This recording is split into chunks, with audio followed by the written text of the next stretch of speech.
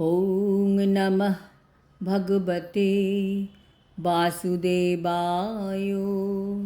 শ্রীমদ্ ভগবদ্ গীতা সপ্তদশ অধ্যায় শ্রদ্ধাত্রয় বিভাগ যোগ। হরে কৃষ্ণ। আজ আমরা 12 নম্বর শ্লোকটি শুনব। অভিসন্ধায় তু ফলং দম্ভার্থমপি চৈব যৎ ইজ্জতে ভরতশ্রেষ্ঠ তং যজ্ঞং বিদ্ধি রাজসম।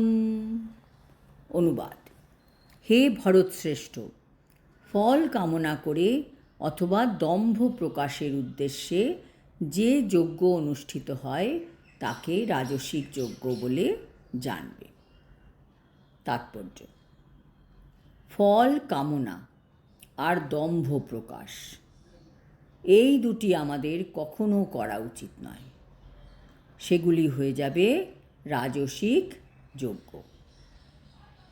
আমাদের চতুর্দিকে দেখা যায় কৃষ্ণ ভক্তদের বাদ দিয়ে যারা বিভিন্ন দেবদেবীর আরাধনা করে, তারা সবসময় কোনো না কোনো মনের কামনা বাসনা চরিতার্থ করার জন্য ভগবানের কাছে প্রার্থনা করে।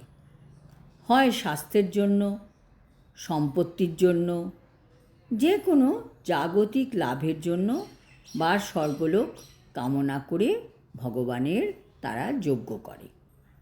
এই ধরনের যজ্ঞ বা আচার অনুষ্ঠান রাজসিক বলে গণ্য করা হয়। এমন একজন ব্যক্তি কি পাওয়া যায় যিনি দেবদেবীর যজ্ঞ বা আরাধনা করছেন কোনো রকম কামনা বাসনা না করে? তার মানে তার পূজা করার পেছনে ভগবানের প্রতি প্রেমের অভাব। তার পূজা করার পেছনে আছে যে পূজা করলে ভগবানের এই জিনিস আমার লাভ হবে, আমার আরও অর্থ বাড়বে, ছেলের চাকরি হবে, মেয়ের বিয়ে হবে, স্বামীর রোগ সেরে যাবে, ইত্যাদি ইত্যাদি লিস্ট সে ভগবানের কাছে উপস্থাপন করে।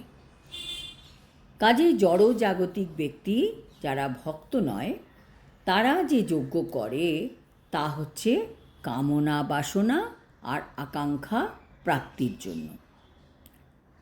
একমাত্র শ্রীল প্রভুপাদের কৃপায় যারা ভক্ত তারাই কর্তব্য বোধে যজ্ঞ করে।